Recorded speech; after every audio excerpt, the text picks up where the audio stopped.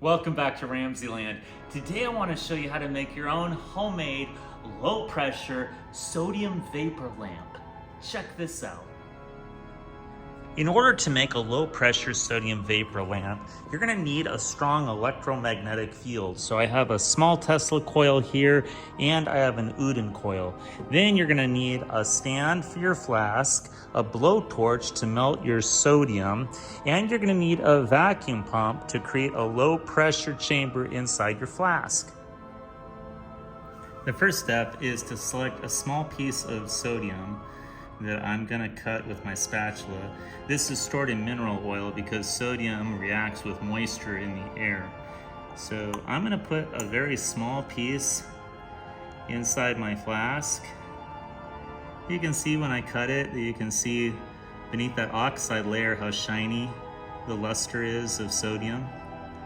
And we're gonna dab this with some paper towels before we put it in our flask.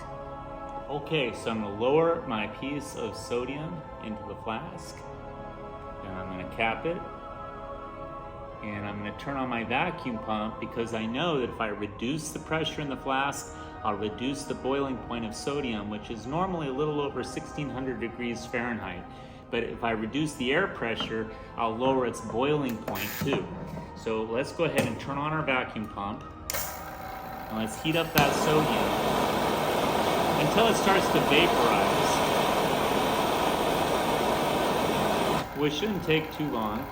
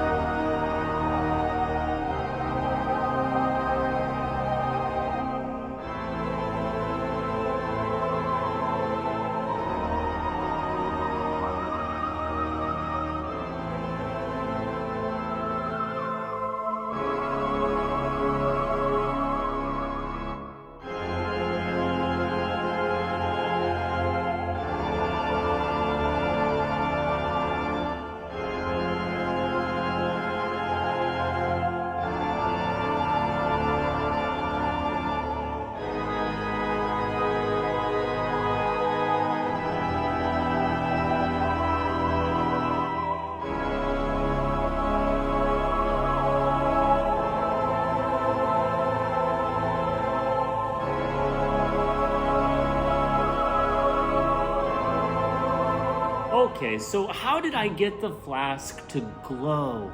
There's a couple things that happened here. When we vaporized the sodium, we had to get the sodium excited with an electromagnetic field, and my Oudin coil worked really well for that. When I got the Oudin coil close to the flask, the sodium vapor got excited and its electrons went to an outer energy level.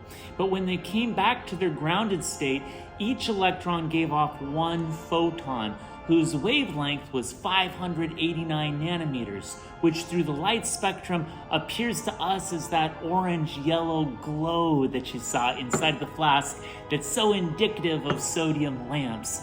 And that's how we got the flask to glow. We had to vaporize the sodium. It had to be in a low pressure container. That's why we had the vacuum pump, and needed a strong electromagnetic field. That's why we used the Oudin coil. I hope you enjoyed today's edition of RamZland, and I'll see you next time. If you enjoyed this presentation, be sure to remember to like and subscribe.